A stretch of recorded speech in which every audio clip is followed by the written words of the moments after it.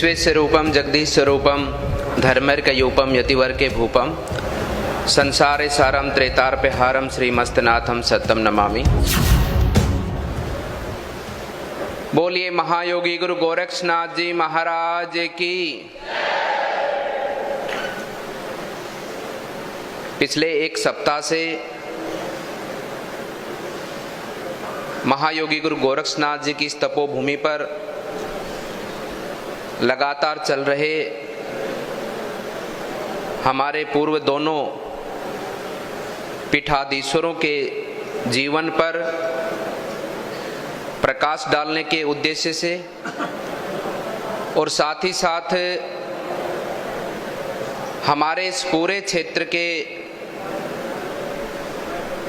छात्र छात्राएं जो हमारे बच्चे हैं, पूरे क्षेत्र के जितने भी हमारे सामाजिक संगठन हैं, हमारे सभी यहाँ के वासी हैं, उन सब के माध्यम से उनके जीवन के चरित्र को चरितार्थ करते हुए उनके पद चिन्हों पर आगे बढ़ने के भाव से इस कार्यक्रम का निरंतर हर वर्ष हमारा अपना ये गोरक्ष पीठ आयोजन करता है। आज के इस कार्यक्रम की अध्यक्षता कर रहे हमारे गोरक्ष पीठाधीश्वर, नाथ संप्रदाय के अध्यक्ष, उत्तर प्रदेश के मुख्यमंत्री श्रद्धेय श्री योगी आदित्यनाथ जी महाराज, हमारे बीच में विराजमान श्रद्धेय श्री शंकराचार्य जी महाराज और मंच पर बैठे हमारे सभी संत वृद्ध, मैं उनके सभी श्री चरणों में प्रणाम करता हूं। और सामने विराजमान पूरे इस गोरखपुर क्षेत्र से पधारे हमारे सभी भक्तजन, संस्थान से जुड़े सभी हमारे शिक्षक, अध्यापक, अध्यापिकाएं, हमारे संस्थान से शिक्षा को ग्रहण कर रहे हमारे छात्र छात्राएं,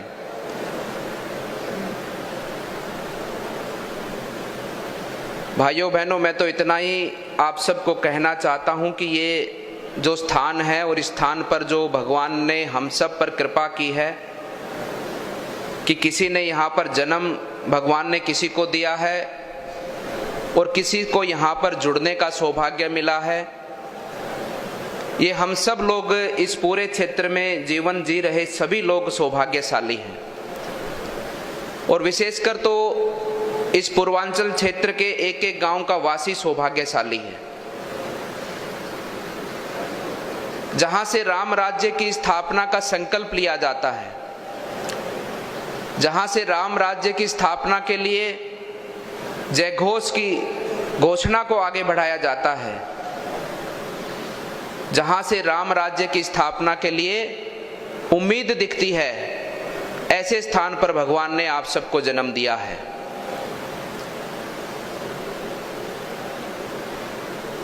ये पीठ और इस पीठ के जितने भी कार्य, सेवा कार्य, समाज की सेवा के हों, समाज के उत्थान के हों, प्रकृति के उत्थान के हों, धर्म की रक्षा के हों, ये सभी उत्थान कार्य इस पीठ के द्वारा संचालित किए गए। उन सभी कार्यों के अंदर इस क्षेत्र के जुड़े हुए, इस क्षेत्र के वासियों का एक एक व्यक्ति का उसके अंदर सहयोग रहा। ये हम सब के लिए गर्व का विषय है।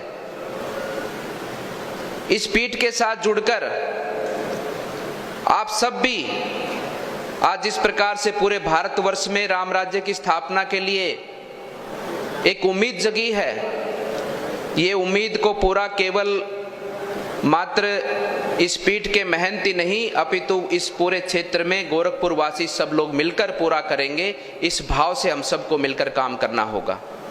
आज पूरा देश आप सब की ओर देख रहा है। आप सब जानते हैं, आज कहीं भी जाते हैं, गोरखपुर का नाम लेते हैं तो सामने वाले व्यक्ति के मुख में एक प्रसन्नता आती है। आपको बड़े गर्व के साथ में देखता है वो, बड़ी उम्मीद के साथ में देखता है वो, बड़े विश्वास के साथ में देखता है वो। उसके विश्वास पर खरा उतरने का काम आप सबको मिलकर करना होगा। आज भारत की संस्कृति को स्थापित करने का काम आप सबको मिलकर करना होगा। तभी हम सब लोग मिलकर भारत की जनता की उम्मीद और भारत की जनता के विश्वास को हम पूरा कर पाएंगे। ये हम सब का दायित्व है।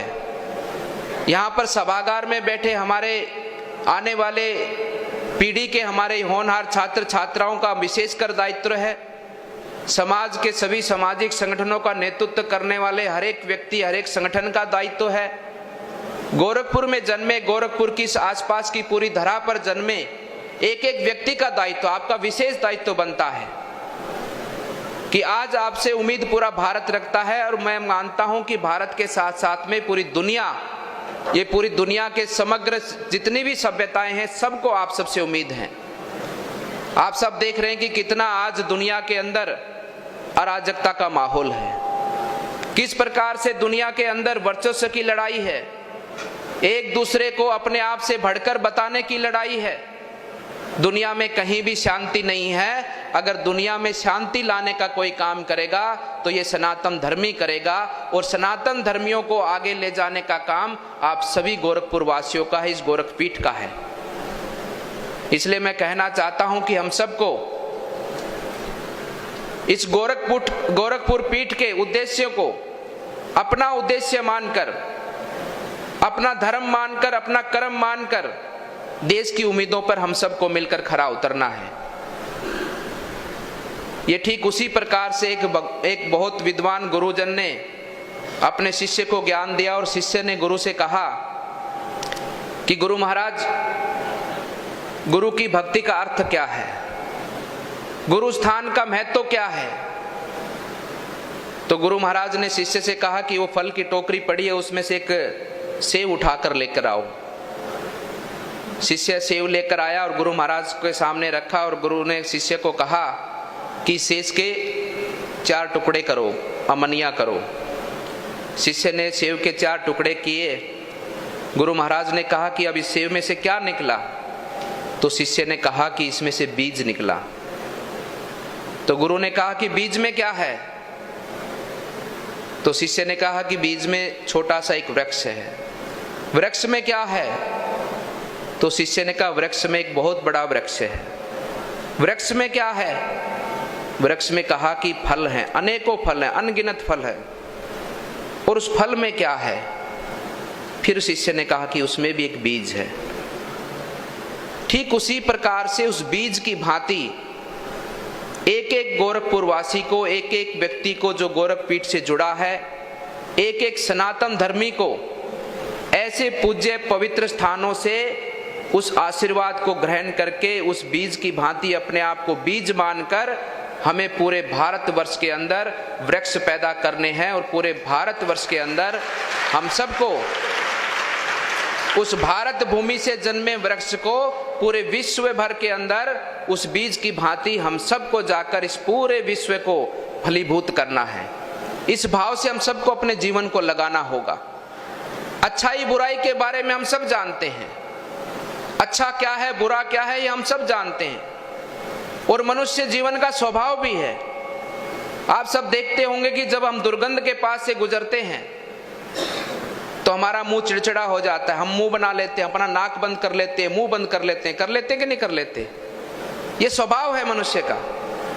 और ठीक उसी प्रकार से जब हम खुशबू की तरफ से गुजरते हैं तो हमारा मन प्रसन्न हो जाता है, हमारा चेहरा खुशी से झूम उठता है, मन गुदगुदाने लगता है। ठीक उसी प्रकार से अच्छाई और बुराई का कर्म है। अगर हम अच्छा कर्म करेंगे तो हमारा भी मन प्रसन्न होगा, हमारे आसपास का वातावरण भी प्रसन्न होगा। और हम अगर बुरे कर्म करेंगे तो जिस प्रकार से बुदबू को देखकर हमारा मन दुखी होता है, ठीक उसी प्रकार से बुराई के पथ पर चलकर हम सब भी दुखी होंगे और समाज भी दुखी होगा। इस भाव से हम सबको अपने जीवन को लगाना है। इस भाव से हम सबको महंत और हमारे श्रद्धेय श्री योगी आदित्यनाथ जी महाराज, जिनका जीवन में कुछ नहीं है, केवल जनता के हित के कल्याण के लिए, केवल अपने गुरुजनों के बताए हुए पथ पर आगे बढ़ने के लिए, आज यहाँ पर मंच पर अनेकों विद्वान संत बैठे हैं। हमारे दोनों महान पुरुष योगेश्वरों के जीवन के अंदर कोई भी छोटा सा मात्र भी किसी भी प्रकार का कोई कर्म में, ना कोई वाणी में, ना कोई भाव में, ना कोई सेवा में छोटा सा भी दोष मात्र नहीं निकाल सकता, केवल निकाल सकता है तो व्याख्या कर सकता है उनके जीवन की। कोई निकाल कर सकता है तो केवल उनके जीवन के अंदर जो उन्होंने सेवा कार्य किए उनका विस्तार कर सकता है, व्याख्या ही उनका जीवन था। और हमको भी उसी प्रकार से जिनका केवल धर्म, जिनका केवल उद्देश्य, जिनका केवल कर्म मानव जीव का उत्थान करना है, अपने भारत का उत्थान करना है, अपनी संस्कृति की स्थापना करनी है और मानव जीव के अंदर शांति की स्थापना के साथ साथ में सद्भाव की स्थापना को आगे बढ़ाना है, बिना किसी भेदभाव के। आप सब ने देखा होगा तो गोरक्षपीठ का इतिहास रहा है, नाथ संप्रदाय परंपरा का इतिहास रहा है कि समाज में कहीं भी किसी प्रकार का कोई भेदभाव नहीं।